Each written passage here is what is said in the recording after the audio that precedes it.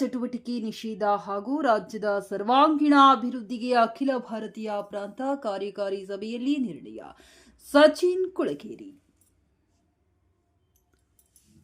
ಗಂಗಾವತಿ. ಅಖಿಲ ಭಾರತೀಯ ವಿದ್ಯಾರ್ಥಿ ಪರಿಷತ್ ಕರ್ನಾಟಕ ಉತ್ತರ ಪ್ರಾಂತದ ಪ್ರಾಂತ ಕಾರ್ಯಕಾರಿ ಸಭೆಯು ಕಳೆದ 15 ಮತ್ತು 16ರಂದು ನಗರದ ಅಮರ್ ಗಾರ್ಡನ್ ಸಭಾಂಗಣದಲ್ಲಿ ಜರುಗಿದ್ದು, ಸಭೆಯನ್ನ ಕ್ಷತ್ರಿಯ ಸಂಘಟನಾ ಕಾರ್ಯದರ್ಶಿ ಶಿವಕುಮಾರ್ ಚಿರಗೆ ಉದ್ಘಾಟಿಸಿದರೆಂದು ರಾಜ್ಯ ಕಾರ್ಯದರ್ಶಿ ಸಚಿನ್ ಕೊಳಗೇರಿ ತಿಳಿಸಿದರು.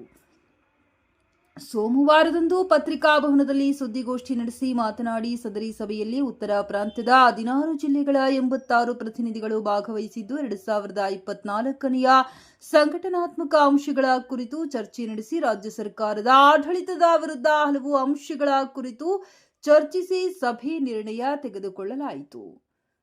ಅವುಗಳಲ್ಲಿ ಮುಖ್ಯವಾಗಿ ಶೈಕ್ಷಣಿಕ ಪರಿಸ್ಥಿತಿ, ರಾಜ್ಯದ ವರ್ತಮಾನ ಸ್ಥಿತಿಗತಿಗಳ ಕುರಿತಂತೆ 2 ದಿನಗಳ ಕಾಲ ಜರುಗಿದ ಸಭೆಯಲ್ಲಿ ರಾಜ್ಯದಲ್ಲಿ ರೈತರು ಬೆಳೆದ ಬೆಳೆಗಳಿಗೆ ಸಮರ್ಪಕ ಬೆಲೆ ನಿಗದಿಪಡಿಸುವುದು, ಸರ್ಕಾರಿ ಹುದ್ದೆಗಳಲ್ಲಿ ಖಾಲಿ ಇರುವ ಹುದ್ದೆಗಳಿಗೆ ನೇಮಕಾತಿ ಮಾಡಿಕೊಳ್ಳುವುದು, ದಾಳಿಗಳ ಮೋಸಗಳ ಕುರಿತು ಪ್ರಕರಣವನ್ನ ಗಂಭೀರವಾಗಿ ಪರಿಗಣಿಸಿ ಆರೋಪಿಗಳನ್ನ ಪತ್ತೆ ಹಚ್ಚುವುದು, ಜೈಲುಗಳಲ್ಲಿಯ ಖೈದಿಗಳ ರಾಜ್ಯಾತಿಥ್ಯ ಪ್ರಕರಣಗಳಿಗೆ ಕಟ್ಟುನಿಟ್ಟಿನ ಕ್ರಮ ತೆಗೆದುಕೊಳ್ಳುವುದು ಸೇರಿದಂತೆ ಡ್ರಗ್ಸ್ ಮಾಫಿಯಾ ಸಂಪೂರ್ಣವಾಗಿ ತಡೆಗಟ್ಟುವುದು ಹಾಗೂ ಸರ್ಕಾರಿ ಪ್ರಾಥಮಿಕ ಹಾಗೂ ಪ್ರೌಢಶಾಲೆಗಳಿಗೆ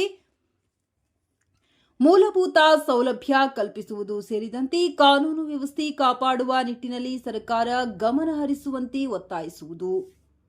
ಹೀಗೆ ಹಲವು ವಿಷಯಗಳ ಕುರಿತು ಸರ್ಕಾರದ ಒತ್ತಡ ಹಾಕಲಾಗುವುದೆಂದು ತಿಳಿಸಿದರು.